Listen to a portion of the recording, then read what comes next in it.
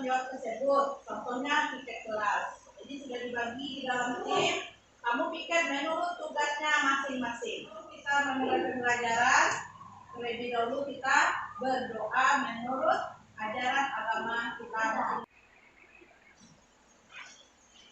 Berdoa selesai. Di masa COVID ini harus menjalankan protokol kesehatan. Siapa yang bisa menyebutkan apa saja yang harus kita jaga? Ya boleh, Aisyah. Yang untuk menjaga protokol kesehatan, yang pertama memakai masker, yang kedua cuci tangan dan menjaga jarak 1,5 meter. Nah, apa saja yang anak-anak ibu bawa kalau kita pergi ke sekolah? Sanitizer. Dan masker. Ya, bagaimana untuk makanan dan botol minumnya? Bawa sendiri. Boleh kita berbagi untuk hari ini? Kenapa? Karena lagi masa COVID. Jadi bukannya kita berarti pelit, tapi memang kondisi yang membuat kita belum bisa saling berbagi. Biasanya anak ibu sebelum berangkat sekolah itu ada yang membantu orang tuanya. Biasa ya kita melakukan kegiatan baik setiap pagi. Dan membantu adik kelas menyeberang. Mencuci piring dan membantu mama membersihkan kasur.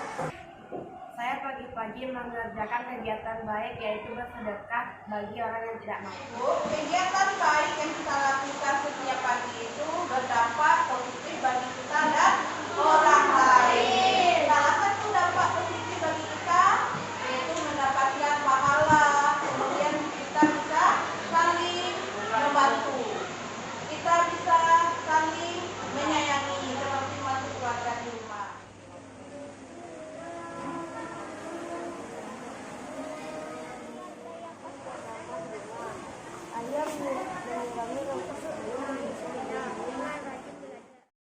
Nah, kemarin anak-anak itu sudah belajar tentang membuat poster. Nah, poster apa yang sudah dibuat kemarin? Poster tentang menghemat air. Tentang menghemat bicara Akila. Poster tentang menghemat air. Ya, poster tentang menghemat air. Hari ini anak-anak itu akan mempelajari tema 9. Coba saya buka apa itu tema 9 kita? Benar-benar disertai. Anak-anak ibu hari ini akan mempelajari tentang iklan elektronik, iklan media cetak, dan mempelajari tentang zat tunggal dan zat campuran.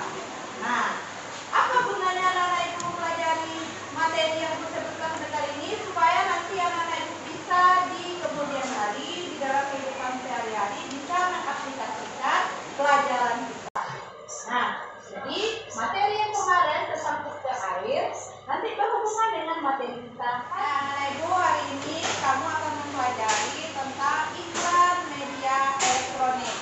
Nah, itu ada videonya di depan. Silakan anak-anak ibu amati video yang ibu putar.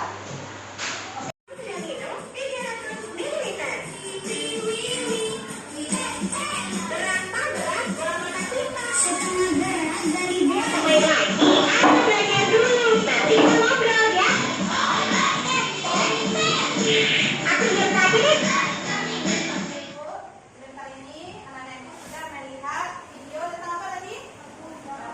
Iklan media elektronik. Ya, iklan media elektronik. Siapa yang tahu sebentar ini iklannya tentang iklan apa? Botol minum. Tangan. Botolnya bisa berbicara. 3. Botolnya bisa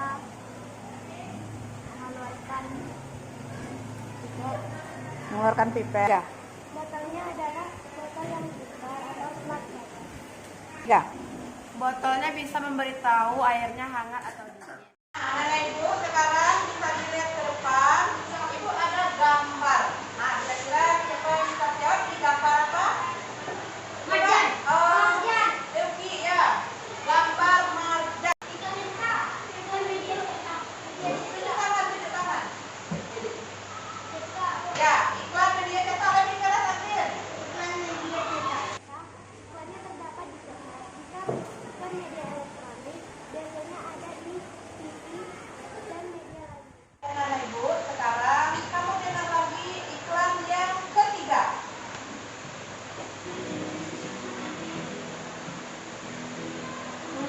ada semua. Gak usah lagi. Kan ada Ya, jika mesin cuci dengan kapasitas mencuci lebih besar, proses pencucian lebih bersih, pemberian lebih cepat. Tampilkan adalah iklan berupa apa? Coba tahu. Iklan media radio. Ya, iklan yang dari radio. Apa bedanya radio dengan media elektronik yang ibu tampilkan tadi? radio tidak mempunyai gambar.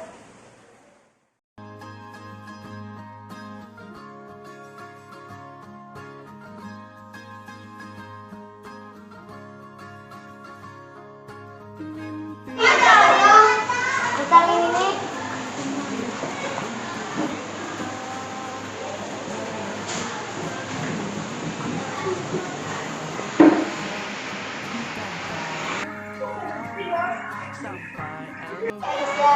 Ya, selamat.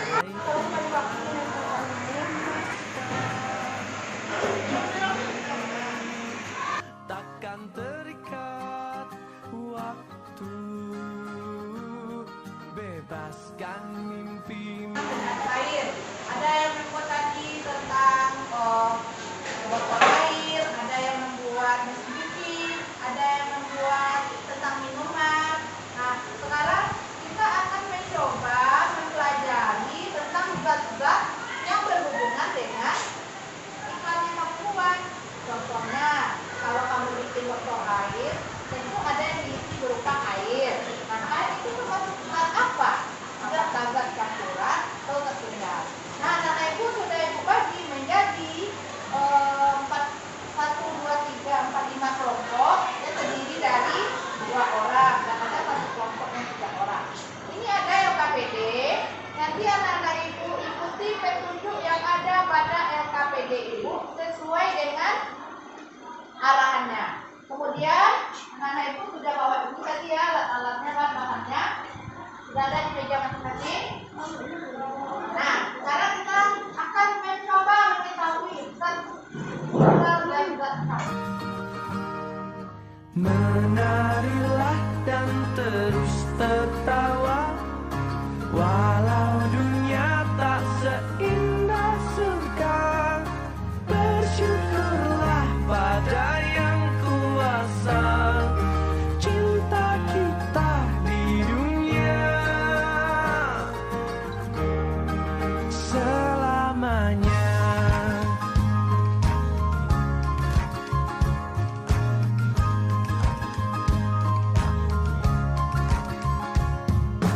Cinta kepada hidup, memberi Jadi bu bahan-bahannya.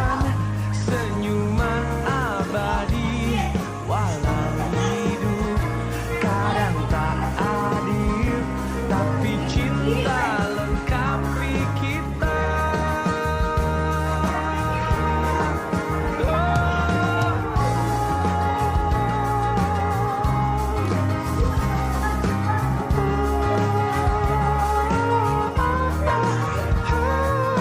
Laskar pelangi takkan terikat waktu, jangan berhenti mewarnai jutaan mimpi di bumi.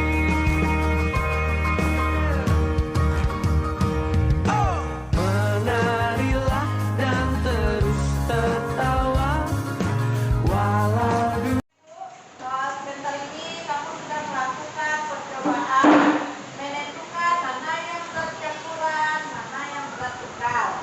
Nah, sekarang setiap kelompok akan menyampaikan hasil diskusinya. Jadi perwakilannya boleh nanti ke depan. Kalau misalnya kelompok 1 menyampaikan hasil di depan, bagaimana sikap kita? Menghargai. Apa lagi? Mendengarkannya. Boleh ketika teman kita berbicara atau menyampaikan kelompok di depan kita ngomong dengan Tidak. kita? Tidak. Nah, baik, bisa seperti itu. Oke. Hai, wabarakatuh.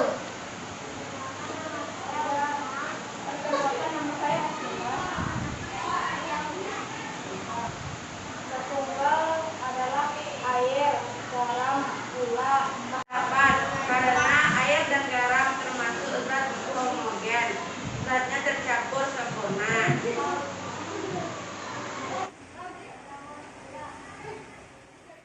Menarilah dan terus tertawa, walau dunia tak seindah surga. Bersyukurlah pada yang kuasa, cinta kita di dunia. Tadi kita sudah melakukan percobaan, kemudian juga sudah membuat LKPD-nya, mana yang zat tunggal, mana yang zat campuran. Nah, zat tunggal berarti zatnya bagaimana? Zatnya terdiri dari satu materi saja. Apa contohnya tadi zat tunggal? Air, garam, lemak, dan berkarat. Ada emang 24 karat. Kemudian ada zat campuran. Nah, kalau zat campuran itu berarti dia terdiri dari dua jenis materi, yaitu contohnya ketika air kita campur dengan garam, maka nanti ini kita sudah buat iklan. Kira-kira ada nggak iklan yang kamu lihat di televisi atau di media cetak yang berhubungan dengan zat tunggal dan zat campuran? Iklan apa? Iklan teh. Nah, iklan teh. Iklan manja, iklan sirup, iklan lagi. Iklan minyak banyak ya. Jadi setiap zat itu, zat campuran dan zat tunggal itu juga ada di kehidupan kita dan juga ada diiklankan. Karena kalau diiklankan tentunya nanti menjadi apa di antara anak-anak itu yang bisa menyimpulkan pelajaran kita hari ini. Ya, silakan.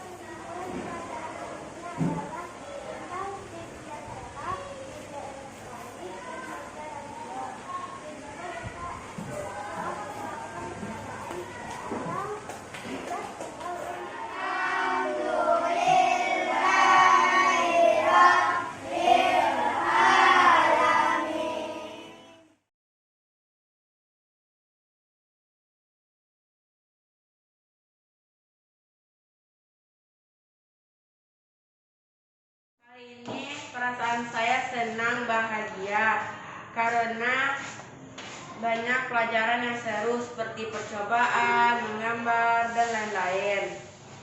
Pengetahuan yang saya dapat hari ini adalah iklan poster, seperti media cetak, media radio, media video, zat campur, dan zat tunggal. Keterampilan yang saya latih membuat iklan dan percobaan. Sikap yang saya kembangkan, semangat, menghargai teman, kerjasama, bahagia, dan mencoba hal yang baru. Apa yang kamu rasakan setelah mendapat pembelajaran hari ini? Sangat senang, karena hari ini saya dapat banyak pelajaran dan ilmu yang sangat berguna untuk masa depan nanti. Dan saya senang karena kami melakukan percobaan bersama. Pengetahuan apa yang kamu pelajari hari ini? Tentang iklan media cetak, elektronik, dan radio. Dan ada juga tentang zat tunggal dan zat campuran. Juga menghargai, kerjasama, dan saling tolong. Waktu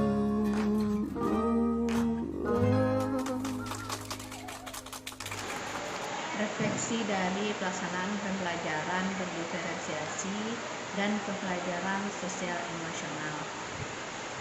Dimulai dari perencanaan. Pada awalnya saya sedikit bingung bagaimana membuat perencanaan pembelajaran yang di dalamnya memuat sekaligus pembelajaran berdiferensiasi dan pembelajaran sosial emosional.